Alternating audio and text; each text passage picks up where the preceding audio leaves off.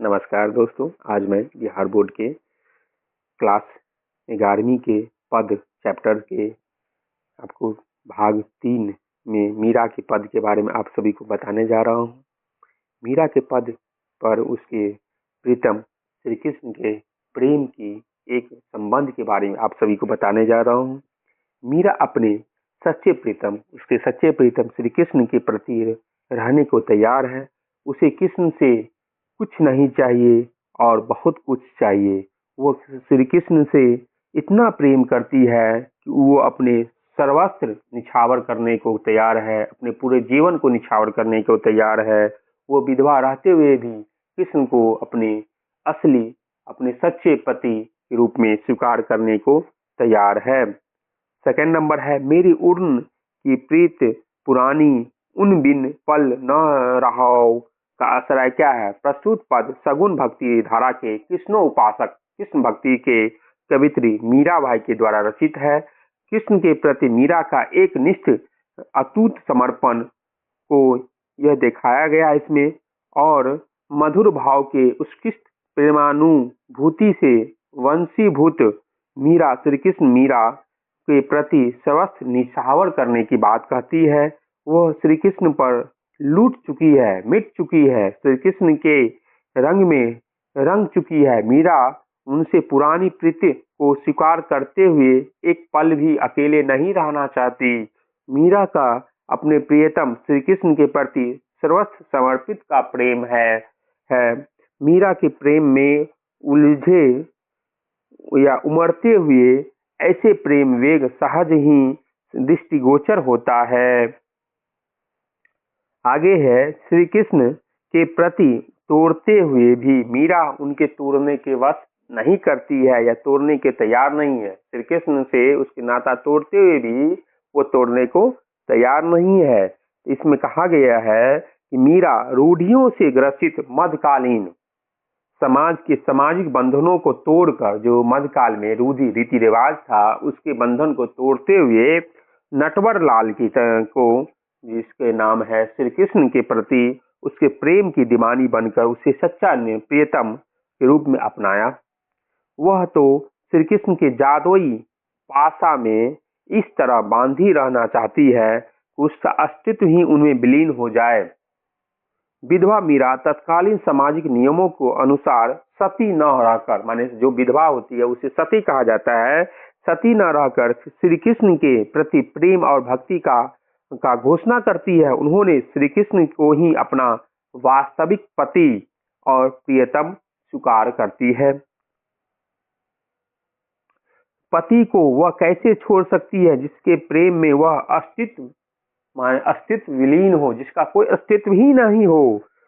श्री कृष्ण के प्रति प्रीत तोड़ देने का भी वह उनसे प्रीत जोड़ने की बात करती है। वह श्री कृष्ण के संग तरुवर और पक्षी, तरुवर होता है और पक्षी, तरुवर माने क्या होता है, तालाब, और क्या होता है पक्षी, जो संबंध होता है सरोवर और मछली। सरोवर माने तालाब और मछली जो एक साथ रहना चाहती है। गिरिवर और चारा, जो गिरवर होता है और चारा एक साथ रहना चाहता है। चंदा और चकोर एक साथ रहना चाहता है। धागा और क्या होता है, धागा और मोती, मोती के साथ धागा रहना चाहता है। सोना के साथ सुहागा के समान रहना चाहती है।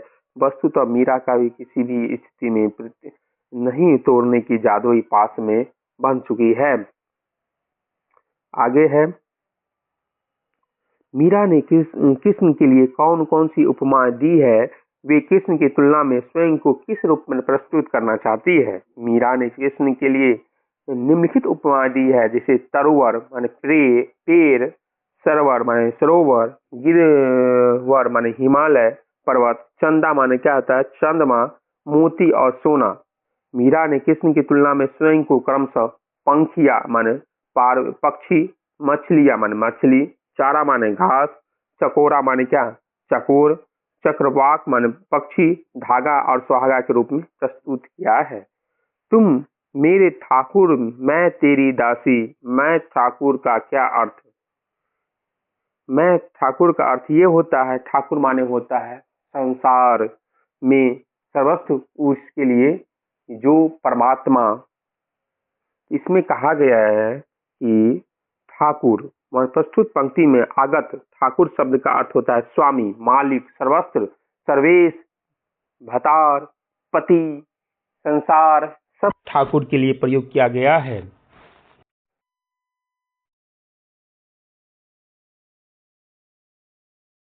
पर मीरा की भक्ति भावना के परिचय अपने शब्दों में दीजिए। पठित पाठ के आधार पर कृष्ण भक्ति कवियों में मीरा का नाम सर्वना अक्षरों में भक्ति शिखर का पर अंकित है। मीरा की भक्ति मार्गुण्य भाव की कृष्ण भक्ति है। वह इस तरह कृष्ण के लिए समर्पण है कि वैष्णवी प्रतीत होता है। भक्ति के संग रंग में शामिल होना चाहती है, कृष्ण के प्रेम में अस्तित्व विहीन होना चाहती है। तरवर पर पक्षी, सरोवर में मछली, गिरवर पर चारा, चंदा के साथ चकोर, मोती के साथ धागा और सोना के साथ सुहागा के रूप में रहना चाहती है। लोक मर्यादा को छोड़कर कृष्ण को पति मानकर कहती है, तुम मेरे ठाकुर, मैं तेरी दासी के रूप में कहती है। और मीरा ने आंसुओं के जल से जो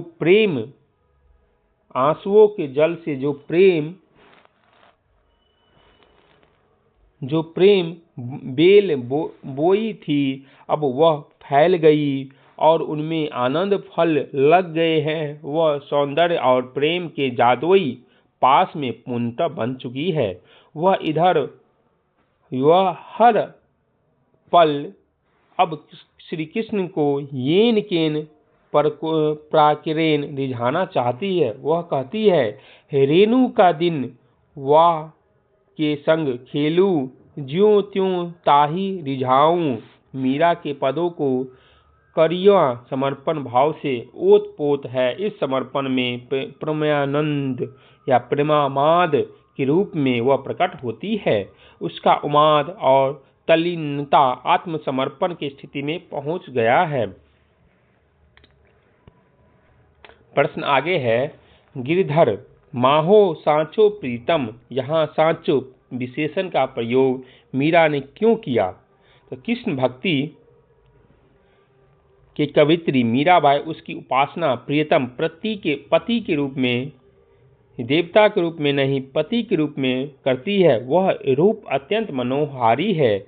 उन्होंने श्री कृष्ण को ही अपना वास्तविक पति और सच्चा प्रियतम बताया। गिरधर माहो सांचो प्रीतम, युवावस्था में विधवा मीरा ने वैधव्यता को, जो उसकी नज़र में संसारिक और झूठा था, को धत्ता बताकर, माने झूठा बताकर स्वयं को अजर अमर स्वामी श्री कृष्ण के चरणों में समर्पित कर देती है।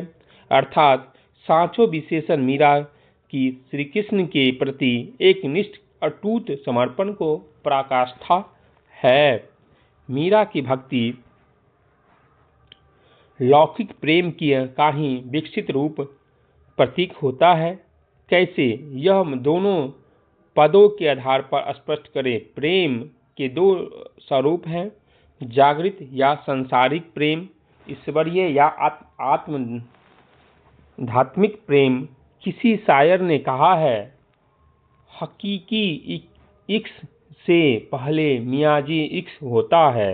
अर्थात ईश्वर से प्रेम करने या होने के पूर्व सांसारिक प्रेम होता है।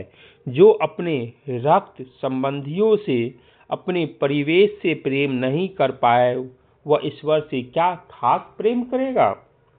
मीरा कृष्ण को पिया संबोधन देती है। पिया अर्थात पति। भारतीय समाज में पति पत्नी का संबंध अत्यंत आदरणीय सम्मानित स्थान है। विशेषकर हिंदू समाज में, जहाँ हर विषम परिस्थिति में यहाँ दाम्पत्य बंधन अटूट बना रहता है। पति पत्नी एक दूसरे के व्यक्तित्व के परिपूरक होते हैं, एक दूसरे के आश्रित होते हैं। मीरा का कृष्ण के प्रति प्रेम निवेदन एक पत्नी के प्रणय निवेदन की तरह ही है। अंतर सिर्फ इतना भर है कि श्री कृष्ण यहाँ अलौकिक परम पुरुष ब्रह्मा रूप है। जैसे एक पतिव्रता हर परिस्थिति में, सुख दुख में पति के प्रति एक निष्ठ बनी रहती है, संतुष्ट होती है। मीरा भी कृष्ण के प्रति ऐसी ही भावना व्यक्त करती है। अतः यह कहना ठीक ही है कि मीरा की भक्ति लौकिक प्रेम की विकसित रूप है। मीरा के पद की भाषा की बात। प्रश्न, मैं, माँ हो, उन आदि सर्वनाम है। दिए गए पदों में सर्वनामों को चुनकर लिखे। मीरा राजस्थान की थी। उनकी रचनाओं में राजस्थानी बोली के शब्द आए हैं। सर्वनाम भी राजस्थानी बोलों की ही प्रयोग में लाए गए हैं। माहो माने क्या होता है? तो मेरा। उन माने क्या होता है? वह, उसका, उसके। तोसो माने क्या होता है? तो तोसो माने तुमसे। तिथि वही। वह माने क्या होता है? उसके। ताही माने उसको, और सोई माने वही। प्रश्न नंबर 2।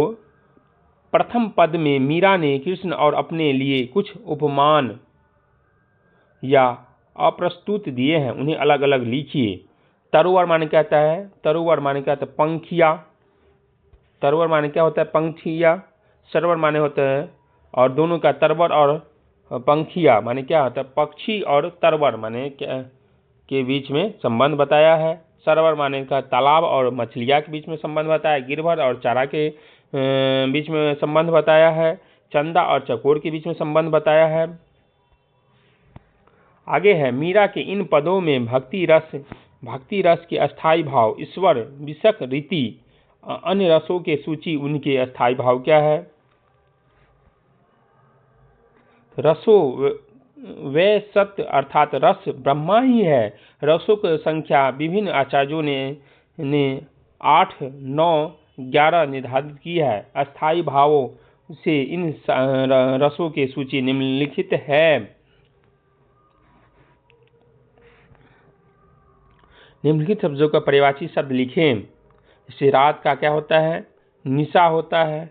रजनी होता है। रात्रि होता है। दिन का दिवस। प्रभु का स्वामी ठाकुर। तरु का वृक्ष, पेड़, तराग। तालाब का सरोवर, तराग। चंद्रमा का चंद्र, निशापति, रजनीपति, निशाकर, चांद। सोन का कनक, स्वर्ण, हेम, हिरण्य। मीरा का भाषा वज्र मिश्रित राजस्थानी भाषा है। ये दोनों हिंदी क्षेत्र के उपभाषाएं हैं। बिहार प्रदेश में कितनी उपभाषाएं बोली जाती है? तो बिहार प्रांत में निम्नलिखित उपभाषाएं बोली जाती हैं, जैसे भोजपुरी छपरा साइड में, सिवान, गोपालगंज, पश्चिमी चंपारण, आरा, भोजपुर, रोहतास, कैमूर। मैथिली पूछेंगे तो पूर्वी चंपारण, मुजफ्फरपुर, दरभंगा, सीतामढ़ी, समस्तीपुर, मधुबनी, पूर्णिया, अररिया, कटिहार, सहरसा, मधेपुरा, सुपौल। मगही पूछेगा तो पटना, गया, चतरा, औरंगाबाद। अंगिका पूछेगा भागलपुर, पूर्णिया का कुछ भाग में अंगिका भाषा बोली जाती है।